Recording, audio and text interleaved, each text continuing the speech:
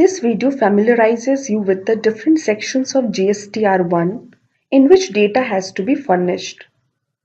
As stated in GSTR1 Return Overview video, the sections can be broadly grouped into two categories. In one category, invoice level details have to be furnished, whereas in the other category, summary level information has to be furnished. The first group has 5 tiles. The first tile summarizes the invoice details furnished in respect of B2B supplies to registered persons.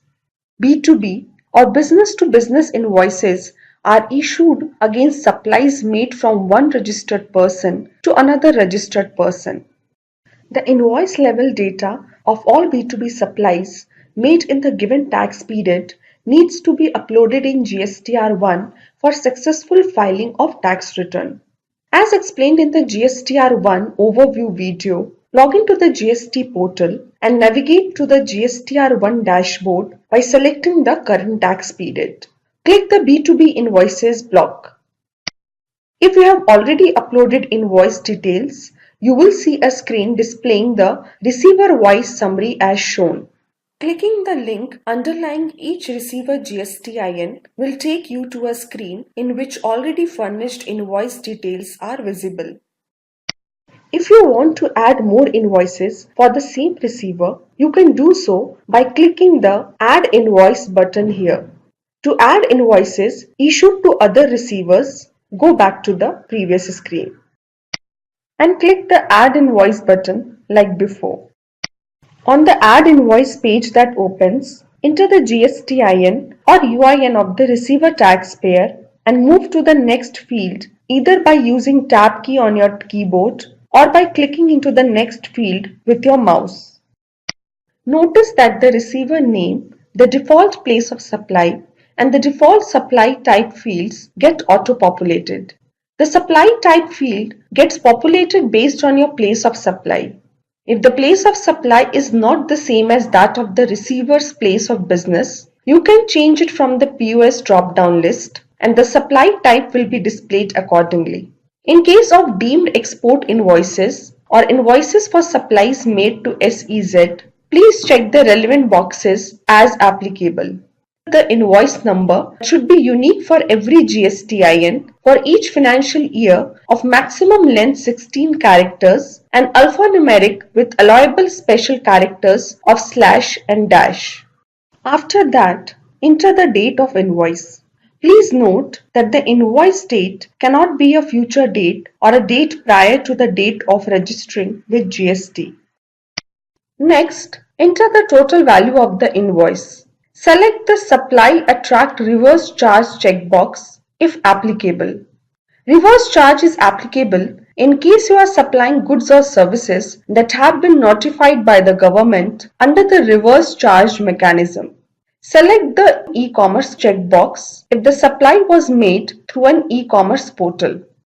Scroll down to enter the taxable value of invoiced items as per the applicable rate of taxes. The rate here denotes the integrated tax rate or combined tax rate of central tax plus a state or union territory tax.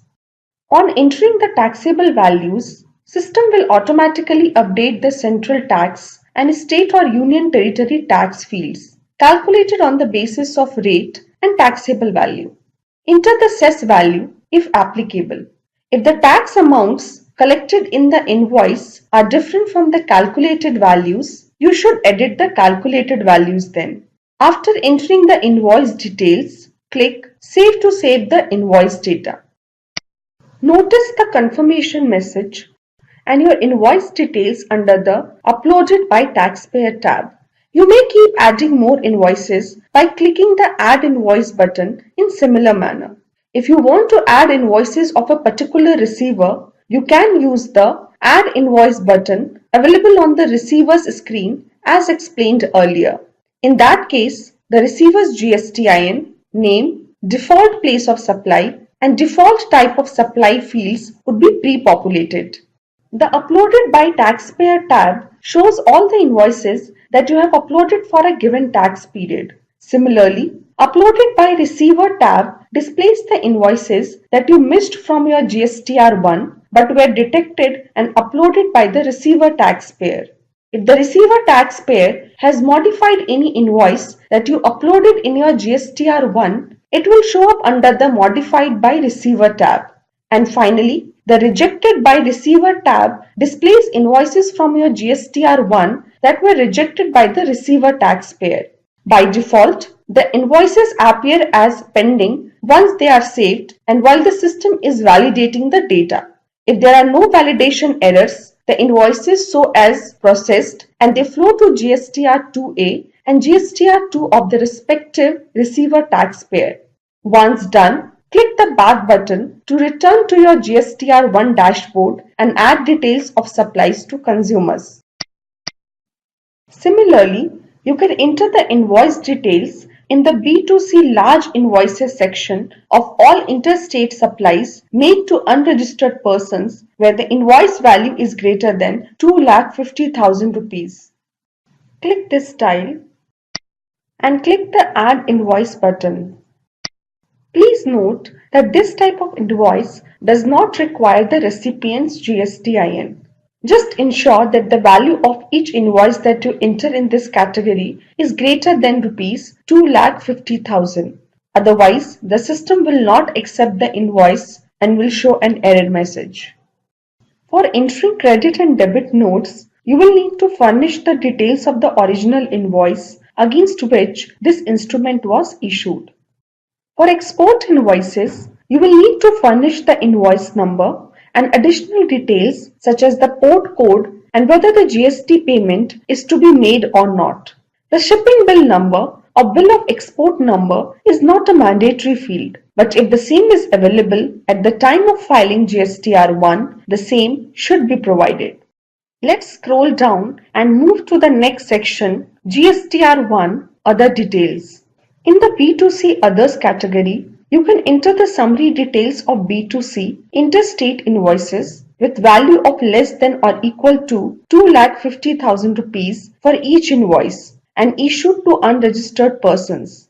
Additionally, this category also includes B2C invoices that were raised against all intrastate supplies irrespective of the invoice amount. However, this category requires summary level information to be furnished, such as details as per place of supply, and tax rates have to be entered, which includes supplies made via e-commerce portals as well.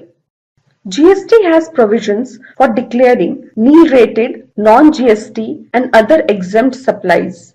Nil-rated are those supplies for which the tax rate has been notified as nil. Non-GST are those supplies on which the tax is not levied under the GST Act, such as for supply of wine, beer, land, etc. Whereas other exempt supplies are those supplies which have been exempted through a notification under the GST law. While all these supplies carry a zero rate of tax, all these supplies must be captured separately in GSTR1. Click the nil-rated supplies block to open its field as shown. The categories shown here are interstate supplies to registered person, interstate supplies to consumer, intrastate supplies to registered person, and intrastate supplies to consumer. For these categories, you can specify the value of supplies that were either nil-rated, exempted excluding nil-rated, and non-taxable or categorized as non-GST supplies. Click Edit to unfreeze the fields and to begin entering the data. Enter the required data. Once done, click Save and the fields will be frozen again. Click the Back button to return to the GSTR1 dashboard. Before concluding this course, I want to show brief about two more categories. These are HSN or SAC Summary of Outward Supplies and the section that captures the list of documents issued. The HSN or SAC-wise summary of outward supplies needs to be reported if the annual turnover exceeds 1.5 crore rupees. Providing this summary with annual turnover of less than 1.5 crore rupees is optional, but the taxpayer still needs to provide information about the description of goods. If the annual turnover in the preceding year was between 1.5 crore and 5 crore rupees, The taxpayer needs to report HSN codes at 2 digits level. For annual turnover exceeding 5 crore rupees, the HSN codes must be reported at 4 digits level. Next, the Documents Issued section has 12 subsections in which you need to declare the invoice series and provide details of multiple series as applicable. After you have added invoices for sections relevant to your business, in the bottom section of the page, you will find an option to submit your return for auto-validation of details, a checkbox for signing declaration, and the buttons to facilitate the e-filing steps. Once you have entered all the required details, simply go ahead and file the return, either by using DSC, EVC, or e-sign options. Thank you.